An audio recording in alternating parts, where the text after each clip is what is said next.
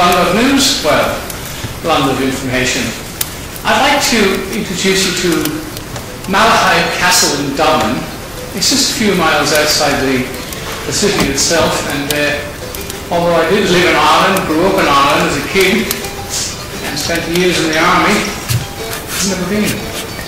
And that's so typical of the locals. We have things on our doorsteps and we just ignore them. But anyway, I'm back as a tourist, and I'd like to take you around there, have a look. It's a fantastic outing. Wet grounds, lovely place inside, very interesting. So I hope you enjoyed it as much as I did. And thanks for watching. And let's keep in touch.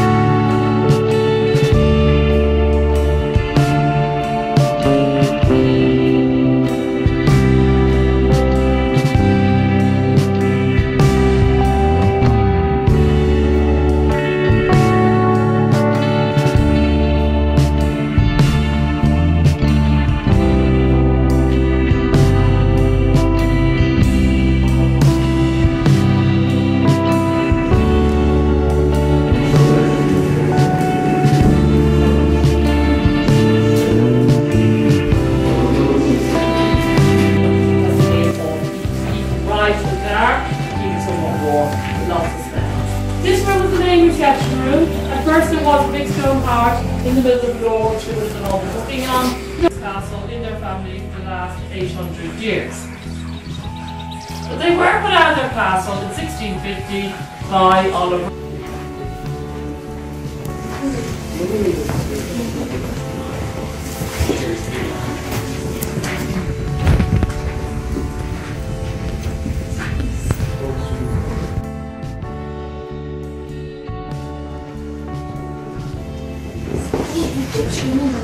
nous attend chez ça, je pense qu'il fait la peine. Ah, rien, c'est faire. Attends, de toute façon, on appuie sur 3, on a fait la position de la face. Je vais les chaises.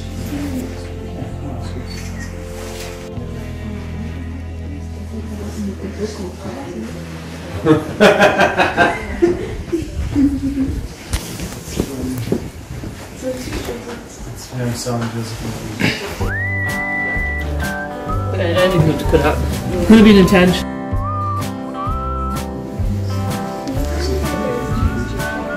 Yeah, the reason why it's high up to reflect the light and make the room look bigger.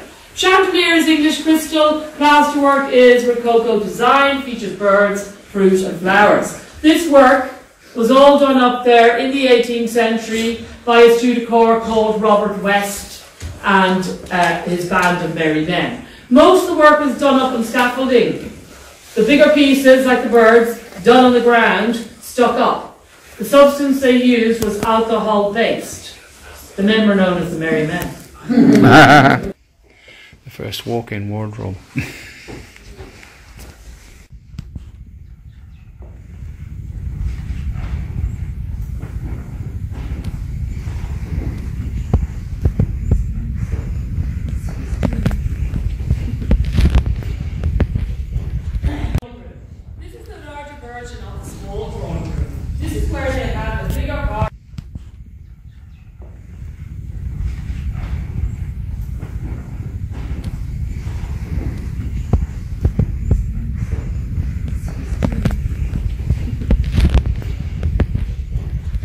Hoping for that invitation. But the only way you would be invited was, of course, you had to be an aristocrat and invitation only. The young ladies that were attending these parties at about the age of 17, they were coming here in the hope of meeting their future husband. They were generally married off the time they were 19, and these were the best places for meeting the right one. Now the young lady arrived, she's dressed in her beautiful ball gown. The fashion also was to wear a very thick waxed makeup on the face. The makeup was thick, it was waxed, and the problem they had was, if they stood anywhere near that fire, chances are the makeup is going to melt. Now, I told you she's here for her husband, so, you know, not an ideal look. So someone has to tell her, lady's maid is good for that. She approaches her and says to her, I'm sorry, my lady, you appear to be losing your face. Then she sits her down here. Then she brings over the fire screen. This is the fire screen that was placed in front of the lady to block the heat and save face. It was all about saving face for the ladies. Yeah. Now, have you ever heard the term mind your own beeswax? When it comes to that makeup, was beeswax, you see. And the hidden ingredients the ladies didn't know about were arsenic and lead in the makeup. The couch at the front is called the confidant. It was used with the young courting couple. The young lady sat here. Her suitor sat here. And then the young lady would have always had a chaperone sat here. Now that chaperone was normally a relation of the young lady's, the aunt. She's attending all the courtships as well to ensure the young lady's reputation is kept. The first initial courtship, they're only allowed to talk about 3 subjects. Politics, which you know that, very much. Weather, and finally, third subject, what this young lady did that day. The young, aristocratic ladies never got up before 11. From China when he was the British ambassador to Laos. He inherited the castle from his uncle in the 1940s. He moved here to Ireland from England.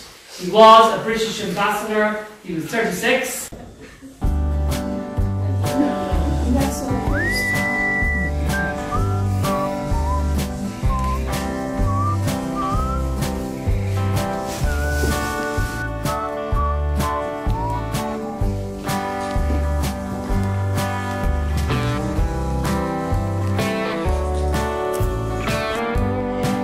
Walk-in wardrobe.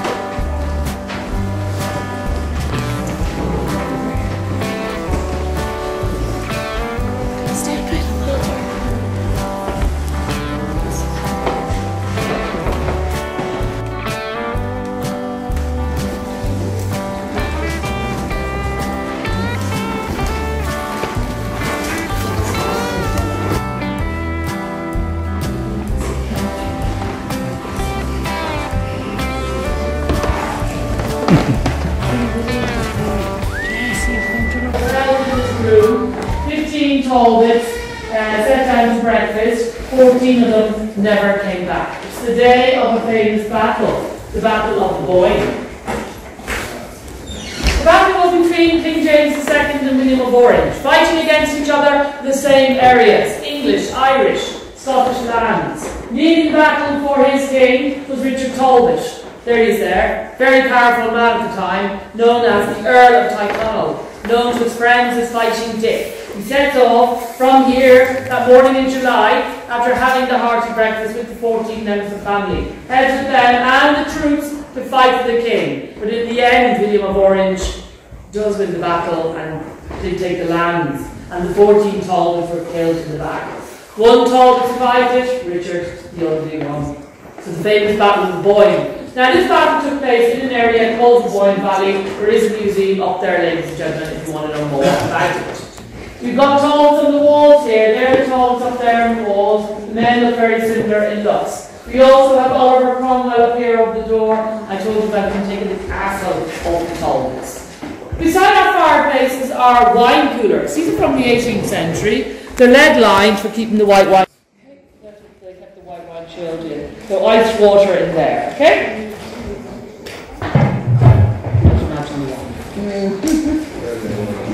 This room here is the rent room. These are the stone steps that people come up to pay the rents.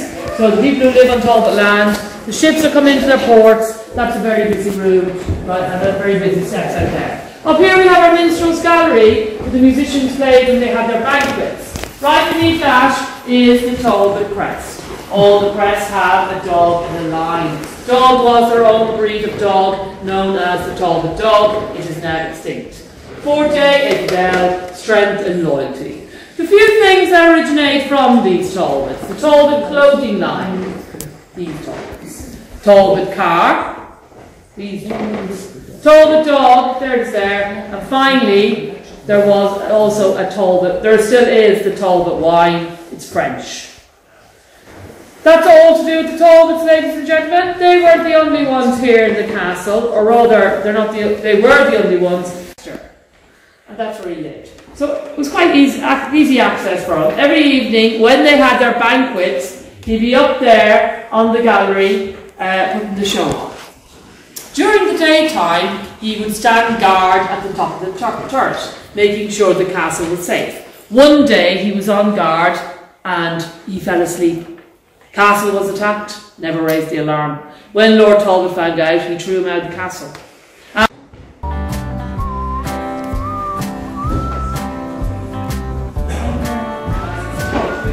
Oliver Cromwell himself.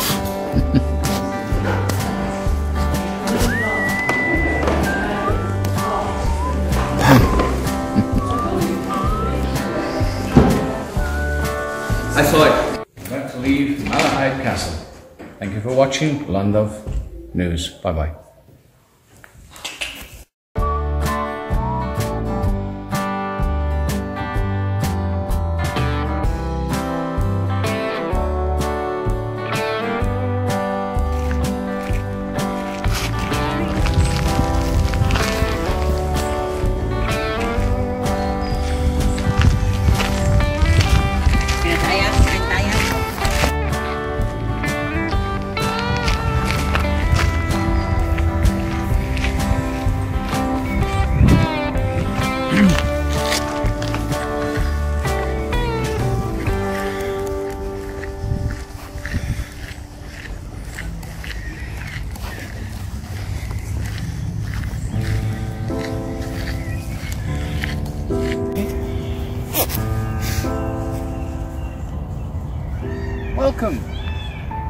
to Malahide Castle Fairy Park.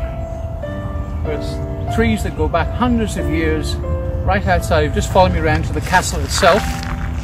You'll see we're right outside the castle.